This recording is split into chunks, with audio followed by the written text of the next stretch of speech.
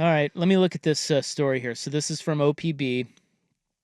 We didn't talk about this last week because it really was a nothing burger and is a nothing burger, but yet now it seems that everybody's all fired up about it. It's weird. People don't really know how taxes work, unfortunately, though. No, and they don't trust government. Well, that's fair. I get that. That is fair. That's very fair. So let's see. This was yesterday.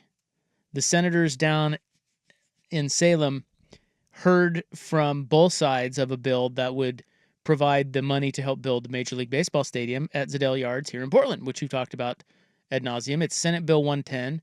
It's sponsored by Mark Meek, who is a Gladstone Democrat.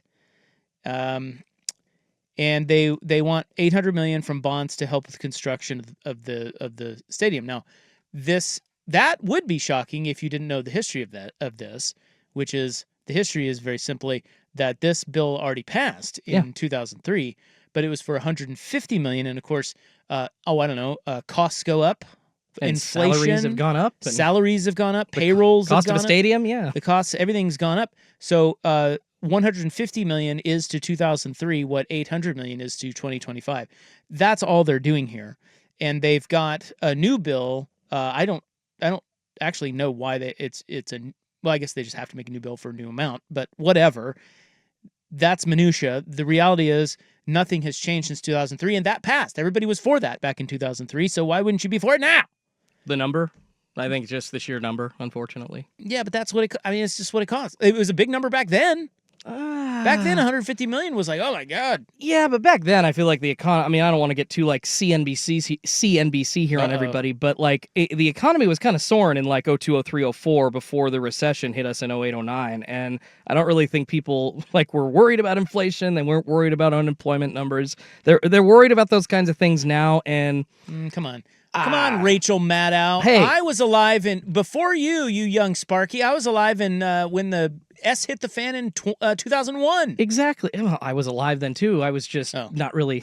I was 12, but I do remember. Yeah, see, you don't remember 2001. Everything changed. No, that's fair. In the same way. I agree, but it still just seems like, and I don't know if it's just the fear mongering in the media more today, but like that number, $800 million, and as high as salaries are getting for individual athletes, and that is something I do have some contention with. Like, as much as I love Damian Lillard, for instance, I don't think anybody's worth $50-60 million a year just in salary alone from a team. If you're getting that with your Adidas sponsorship and your Hulu sponsorship and your Damian Lillard Toyota earnings and your salary, sure, but like it's just starting to jump the shark a little bit. So I can understand the pushback on the $800 million number, but it's already taxed. It's already passed. So you can't really get frustrated with it because it's going to happen. Well, it's not going to happen unless there's a stadium.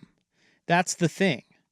It comes with the stadium, and if you build the stadium with that money, you will get that money back from the stadium and the people that play in the stadium, not from your pocket. It's very simple. Let me explain it like this. Okay, Schulte, please throw it at me like I'm 4 years old, please. I'm going to. Okay. Damn it. What? Right. Let's pause though, because we're already behind. I'm going to next. We'll lay it out next, but let's just say, Schulte, I am going to build the Fan a huge new live studio.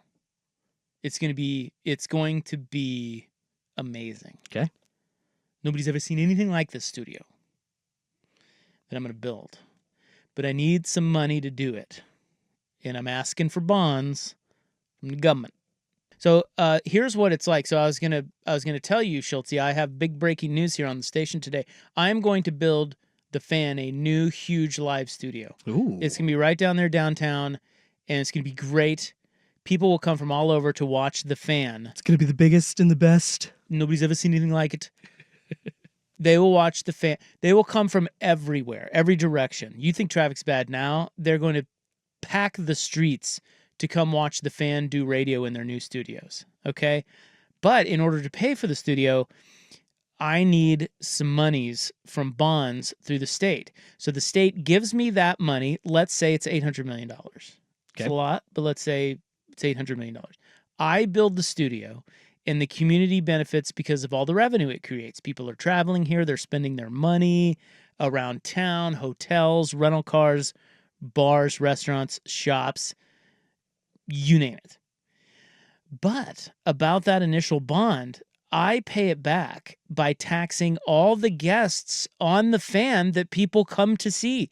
That's who pays. I don't tax you. I tax all the great guests we're now going to get because this big new flashy studio, they pay. And there's nothing they can do about it. Isn't that great? It's part of their job. They work in different states. They come to Oregon to do a big interview with Schultze on the fan. They pay those state taxes. So then once whole, all of the revenue then from that fan studio moving forward comes in from the guests in the new studio. That goes straight to the city and the state. That's how it works. That's the ballpark situation. Why would you not be for that? If you're against that, you're an idiot. And you can quote me on that. Yeah, that's basically you are spending some money up front and making money on it. It will pay for itself, and then you in perpetuity are getting a bunch of cash back. In perp, baby. You're Kevin freaking O'Leary on Shark Tank, all right? That's right. That was his favorite word, in perpetuity. It's actually a good business idea for once around here.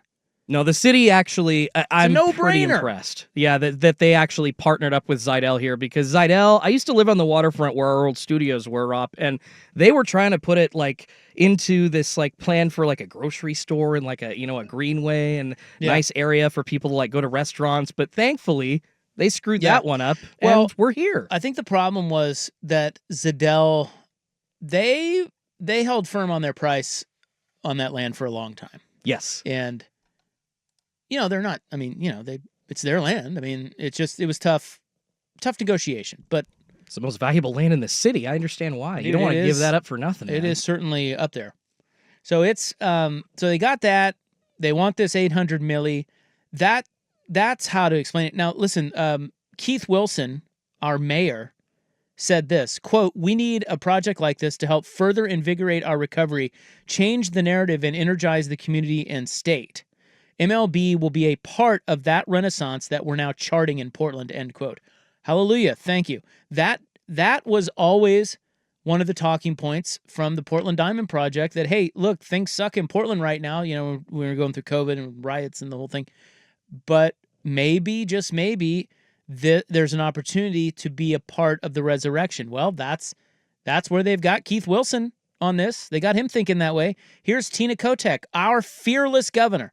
Quote, "I'm fully supportive of what the city is trying to do, and I think we have a very unique financing tool, and I can support it.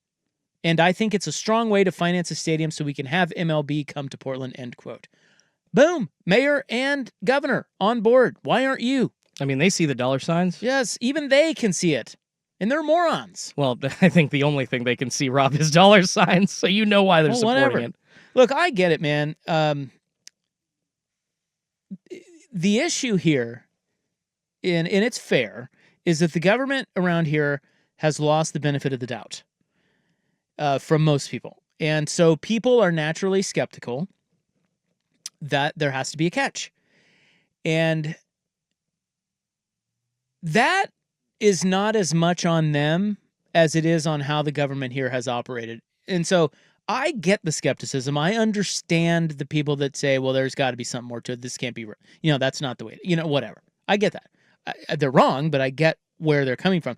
So if the government wants trust, they have to earn it, and they have not. So I get why people have reservations, or they may flat out think they're getting ripped off. But in this instance, guys, it's a legit deal. Okay? And remember, we voted for this. We were for it 20 years ago, but it is the number up front that is freaking you out. We will get that back. Yeah, calm down, bros. We got you. Now, that's not true of a lot of things the government does, but in this instance, they got you.